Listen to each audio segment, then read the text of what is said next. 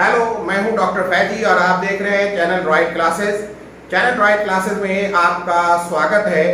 आप देख रहे हैं कोर्स कोड 01 चैप्टर 01 और वॉल्यूम 3 वीडियो सीरीज थ्योरी का है 28। इसके पहले 27 हो चुका है। देखिए 27 में हम लोगों ने क्या पढ़ा।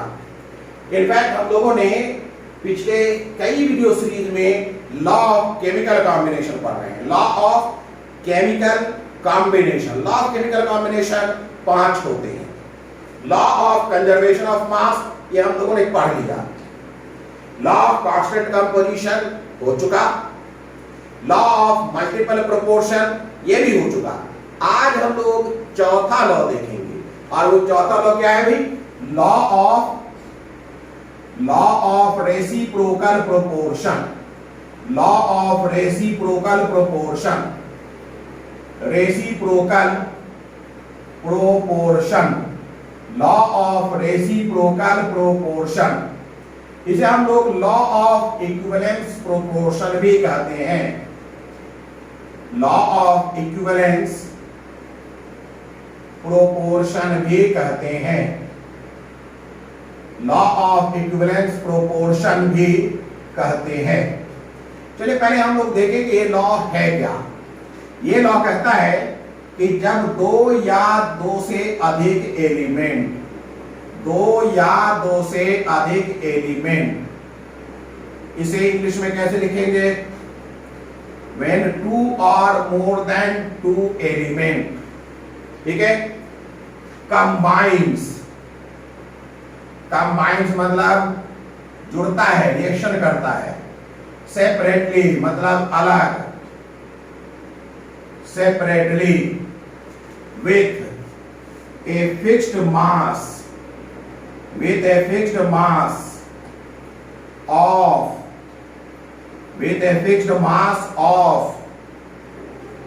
a particular element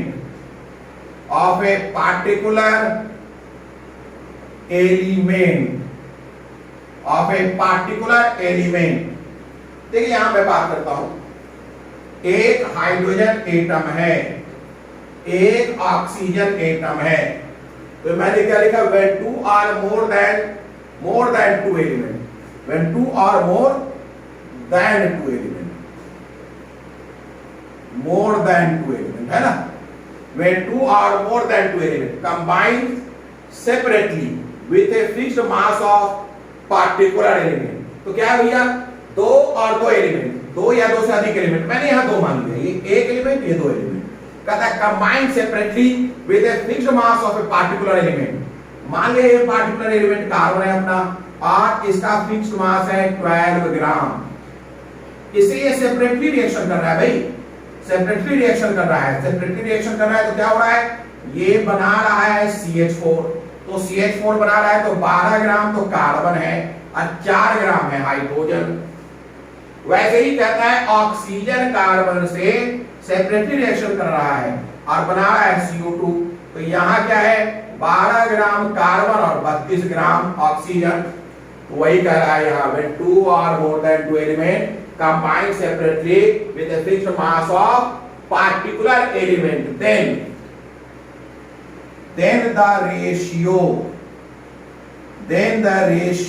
of mass of different element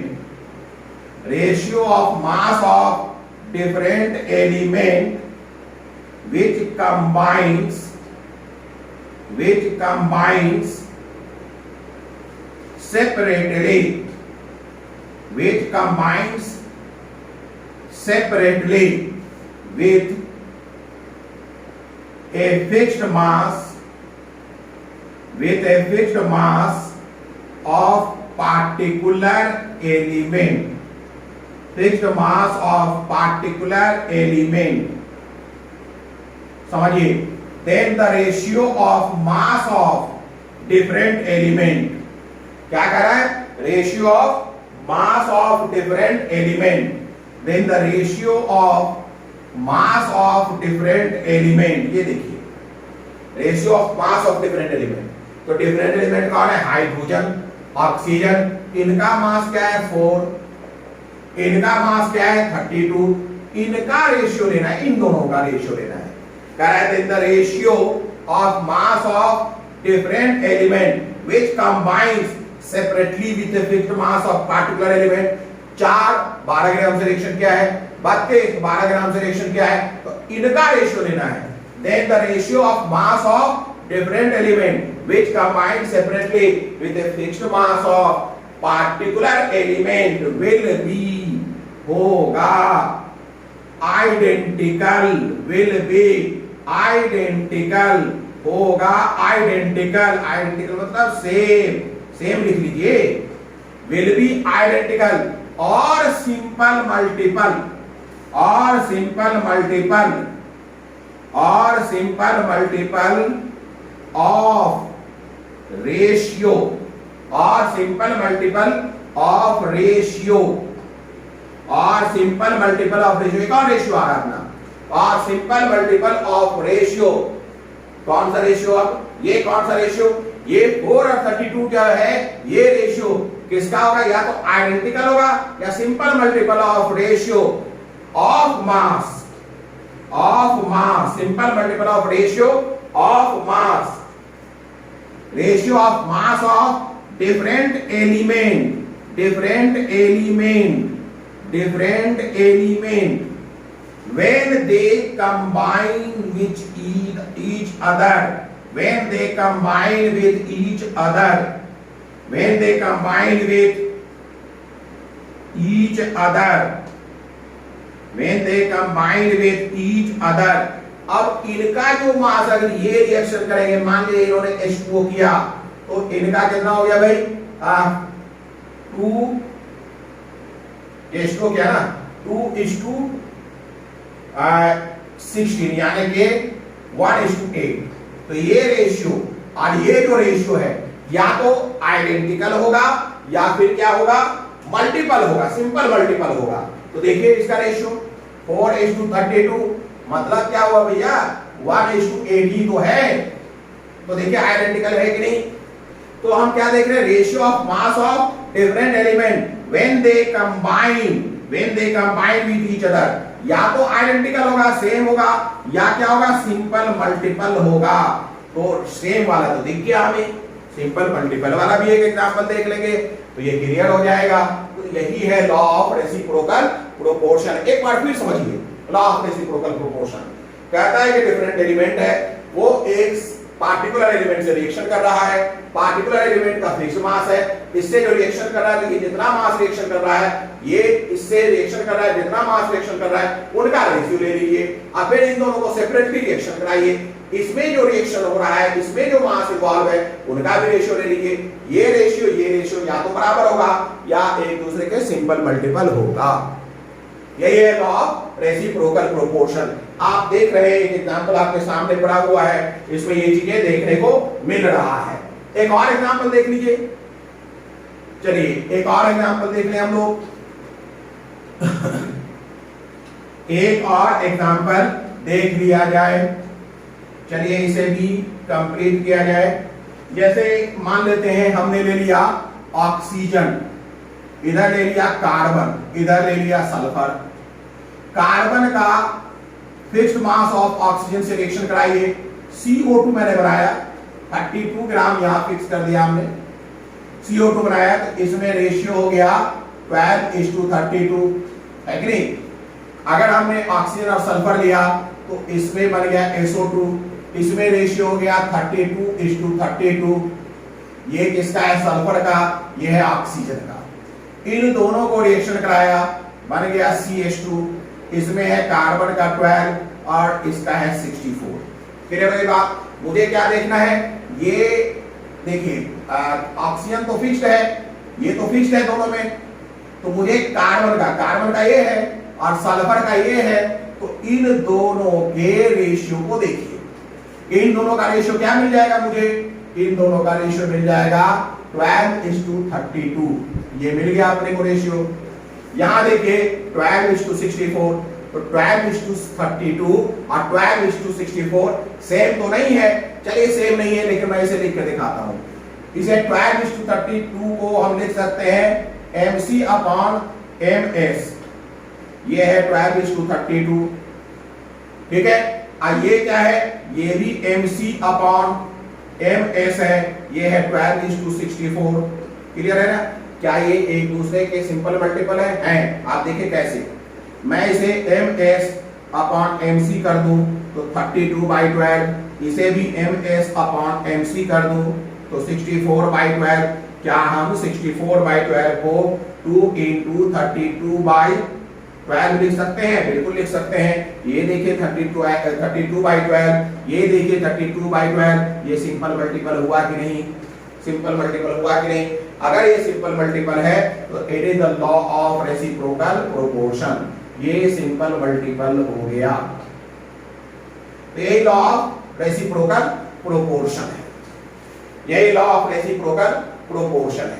अब देखिए लॉ ऑफ रेसिप्रोकल प्रोपोर्शन अगर आपको साबित करने को कहा जाए तो आप एक तरीका अपना सकते हैं, मैथमेटिकली फटाफट इसे कर सकते हैं।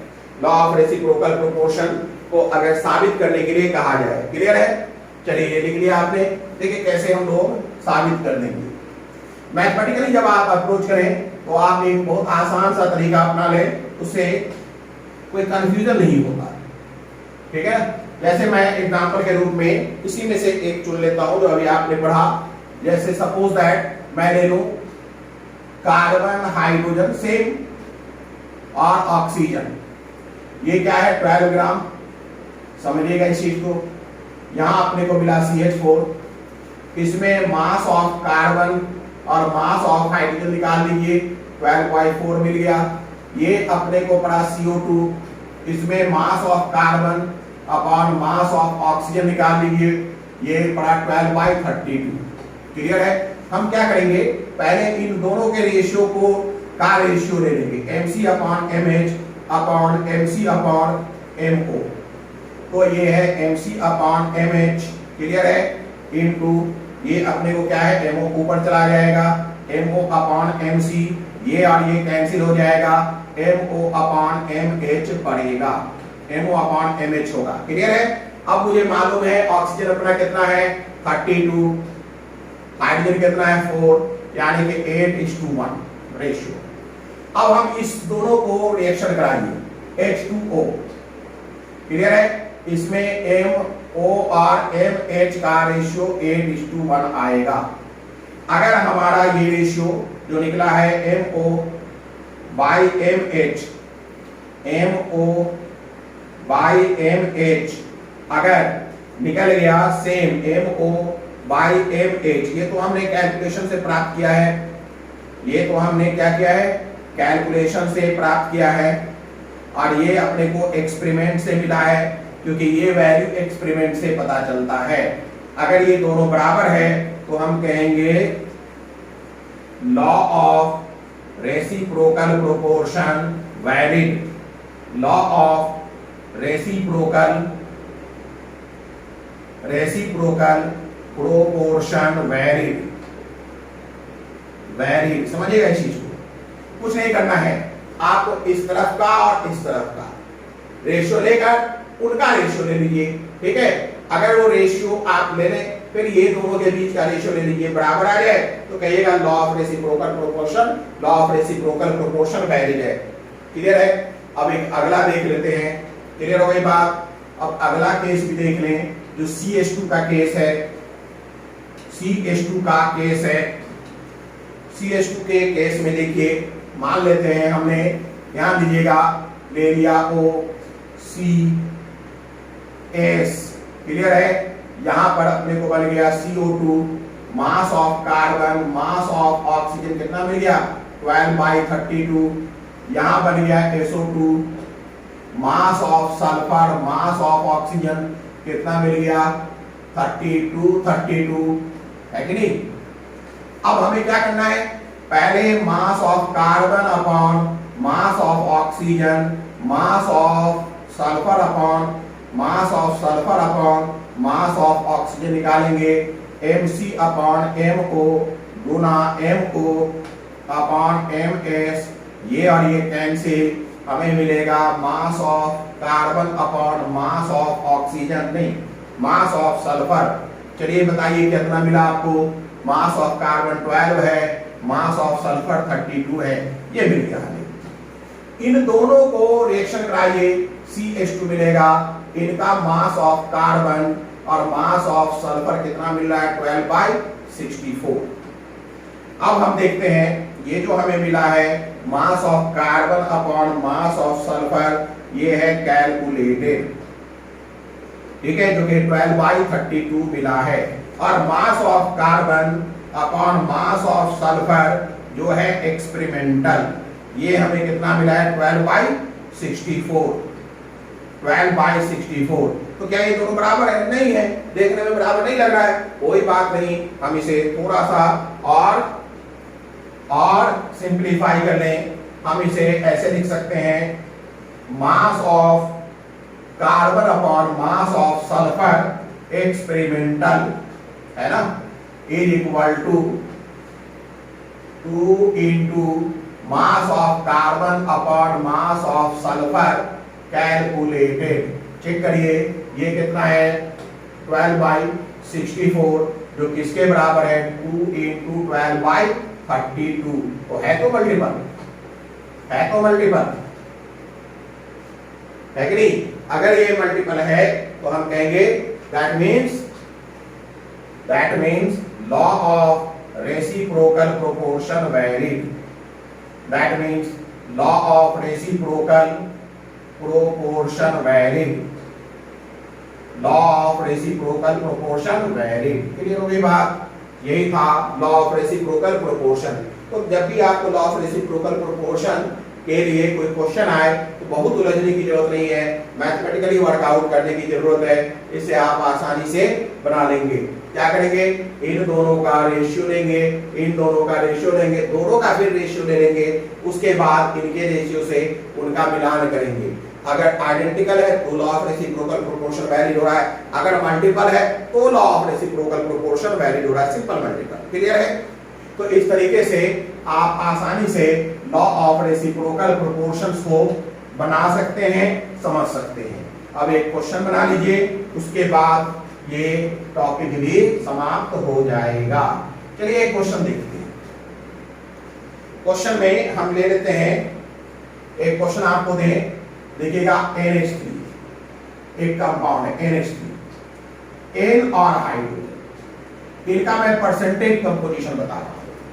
N कितना है और हाइड्रोजन कितना है, इसका मैं परसेंटेज बता रहा हूं। जैसे 82.35% नाइट्रोजन मान लें, 82.35%। मुझे बताने की जरूरत नहीं कि ये कितना है, ये आप चाहे तो अपने आप निकाल सकते हैं, चाहे तो अपने आप निकाल सकते हैं, लेकिन चलिए मैं बता देता हूं। 17.65% ये हो गया अमोनिया के लिए।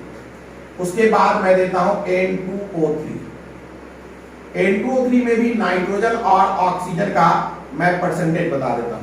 अगर मैं एक का परसेंटेज बता दूं तो दूसरा अपने आप निकाल लेना चाहिए। मान लिया नाइट्रोजन का 36.85% है, 36.85% है, तो ऑक्सीजन का कितना हो जाएगा, 100 में से 36.85 आप हटा दीजिए, कितना रहना चाहिए, 63.15%। ये हो गया अमोनिया का, ये हो गया N2O3 का। और H2O की बात कर लें, H2O में मान लेते हैं हाइड्रोजन का परसेंटेज दिया हुआ है, हाइड्रोजन का परसेंटेज दिया हुआ है 11.1%। कितना दिया हुआ है, 11.1%। तो ऑक्सीजन का तो आप निकाल ही सकते हैं, कितना होना चाहिए, 100 में से 11.1 आप घटा दीजिए, आपको ऑक्सीजन का परसेंटेज मिल जाएगा लगभग 88.9 के करीब हो जाएगा, 88.9%।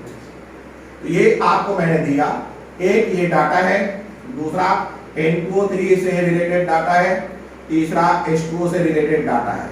आपको इस डाटा से ये चेक करना है कि law of reciprocal proportion is valid और not, law of reciprocal proportion is valid और not.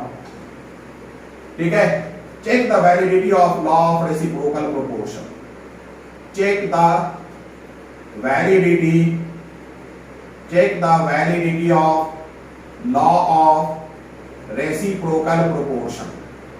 Law of reciprocal proportion.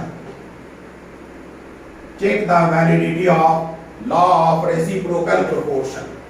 चलिए कैसे चेक करें, चेक करना शुरू करिए। पहले हम क्या कर लेते हैं, इसमें आप देखिए कौन सा कॉमन है, जैसे चेक करिए। इसमें हम किसी एक को पार्टिकुलर एलिमेंट मान लेते हैं, जैसे नाइट्रोजन को मान लें।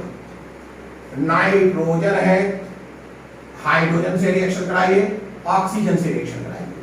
हाइड्रोजन और ऑक्सीजन का बनाइए, ये NH3 बना लिया और ये N2O3 बना लिया और ये H2O बना लिया।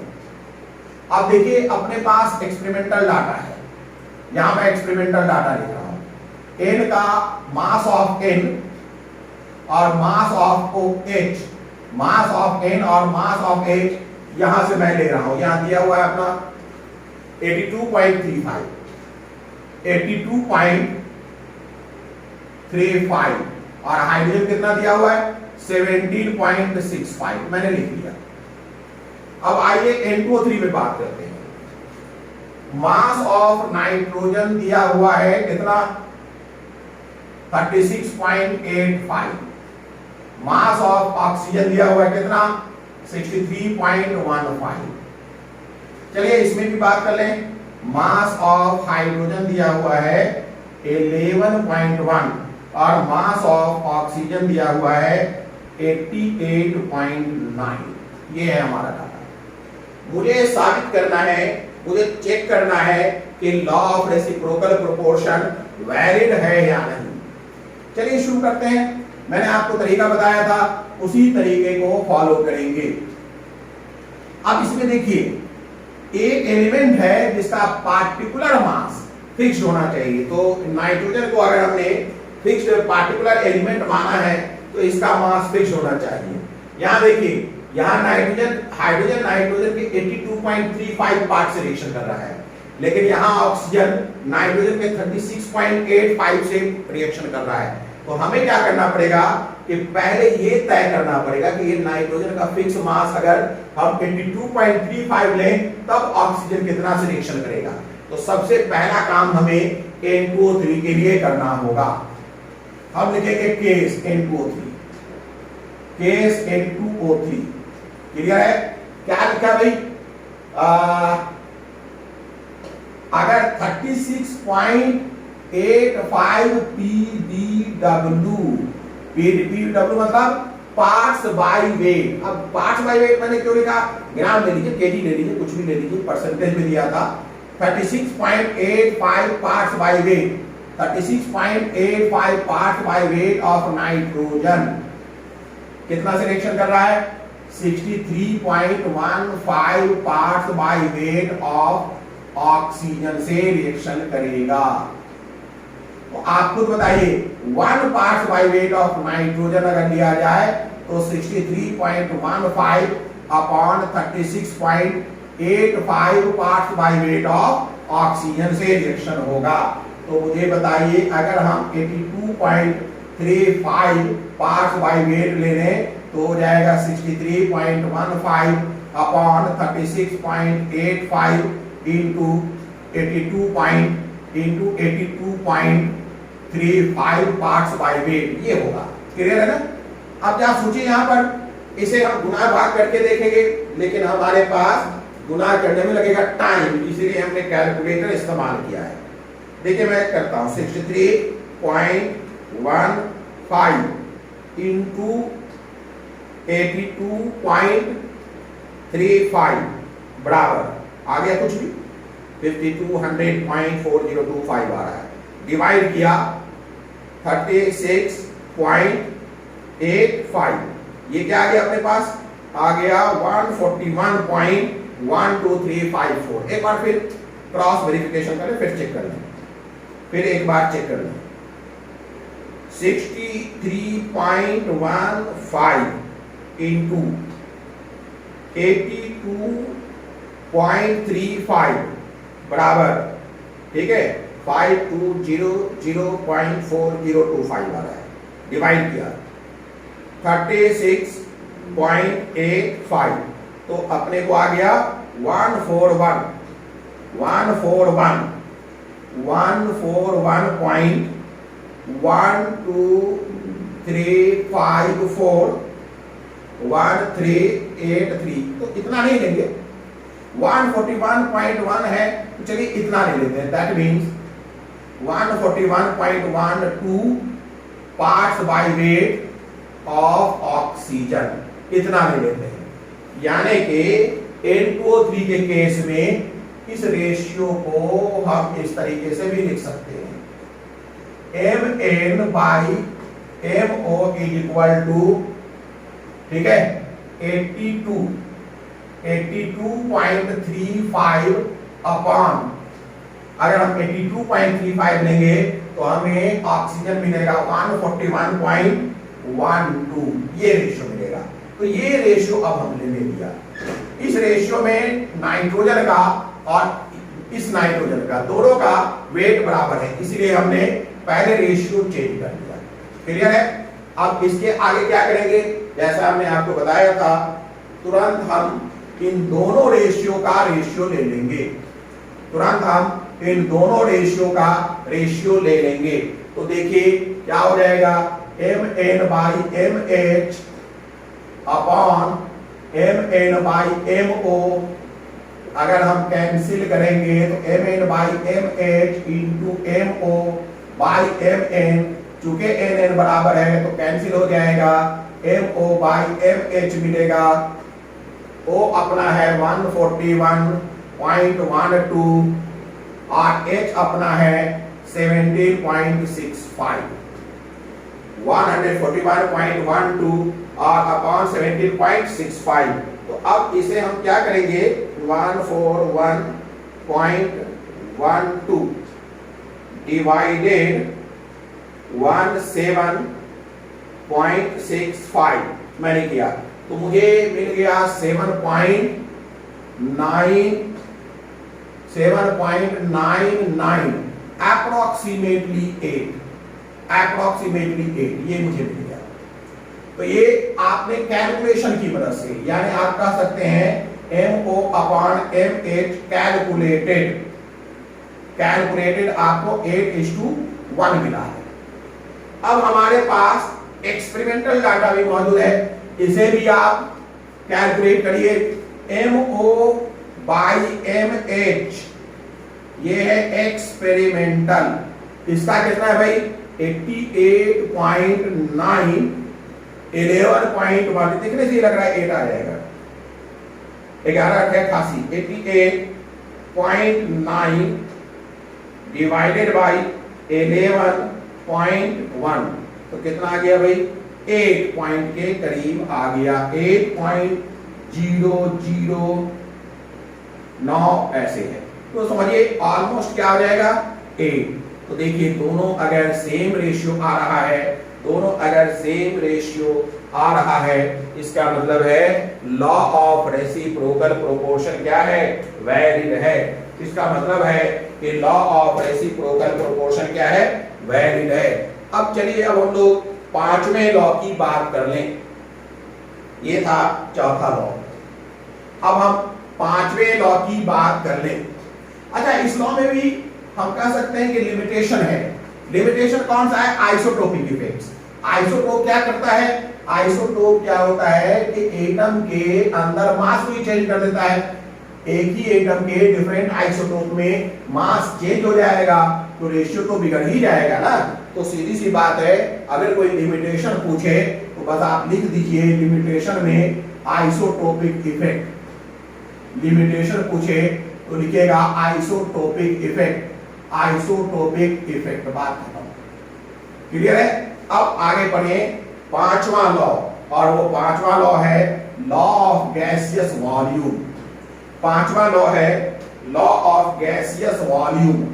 फिफ्थ और last, law of gaseous volume, law of gaseous volume, ठीक है, लॉ ऑफ गैसियस वॉल्यूम, ठीक है। या आप इसे गे-लुसाक लॉ भी कर सकते हैं, गे-लुसाक लॉ। भी कह सकते हैं, ये लुसाक्स लॉ भी कह सकते हैं। ये 5वां लॉ है और बहुत ही आसान लॉ। ये क्या कहता है? ये कहता है कि अगर हम रिएक्शन कराते हैं और रिएक्टेंट गैसियस है तो जो आपस में कंबाइंड करेंगे वो वॉल्यूम के सिंपल रेशियो में करेंगे, और प्रोडक्ट अगर गैसियस है तो वो भी सिंपल रेशियो में ही बनेंगे। बस इतनी सी बात है। लेकिन एक शर्त भी लागू है। शर्त क्या है? शर्त ये है कि ये जो वॉल्यूम का मेजरमेंट होगा वो आइडेंटिकल कंडीशंस में होगा। वॉल्यूम का जो मेजरमेंट होगा वो किस में होगा? आइडेंटिकल कंडीशन में होगा। तो हम लिख सकते हैं कि gases combined in the simple ratio of their volume, gases combined in the simple ratio of their volume provided all measurements should be made at constant pressure and temperature। तो आप लिख सकते हैं gases combined, ठीक है, in the simple ratio, in the simple ratio, in the simple ratio of their volume, in the simple ratio of their volume, gases combined in the simple ratio of their volume, gases combined in the simple ratio of their volume, provided all measurements, provided all measurements, provided all measurements are worked out, are worked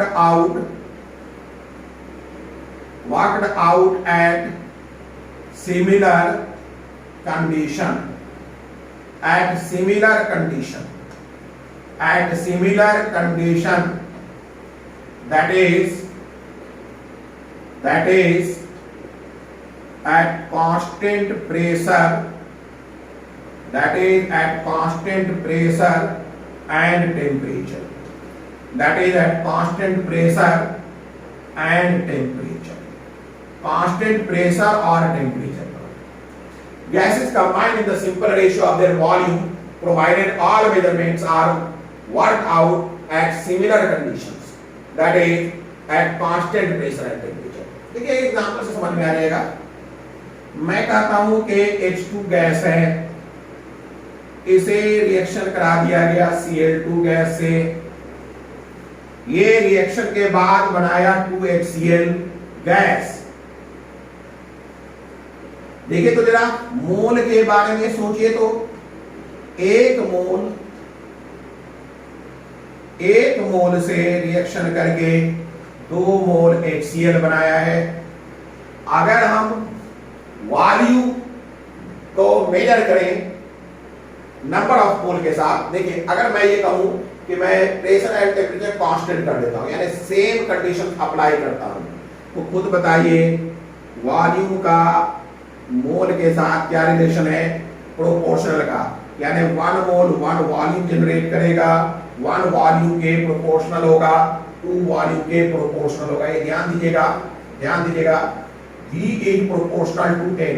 अगर n का रेशियो ये है तो obviously volume का भी ratio same होगा। ये रेशियो है ना, अगर मोल का रेशियो 1:2 है तो वॉल्यूम का भी रेशियो 1:2 ही होगा। क्लियर है? क्योंकि V प्रोपोर्शनल टू n, ये है अवोगाड्रो लॉ जो आपने पढ़ रखा है, ये है अवोगाड्रोस लॉ जो आपने पढ़ रखा है। और ये कब है? At same T and P, same T and P, यानी सेम टेम्परेचर एंड प्रेशर पर, at same T and P।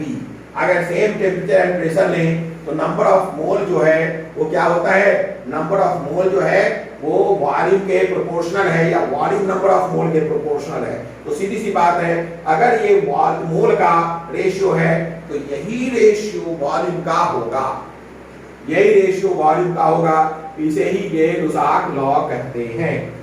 चलिए आज हम लोगों ने total law of chemical combination खत्म कर दिया। उम्मीद है कि अगले क्लास में हम लोग determination of molecular formula and empirical formula करेंगे।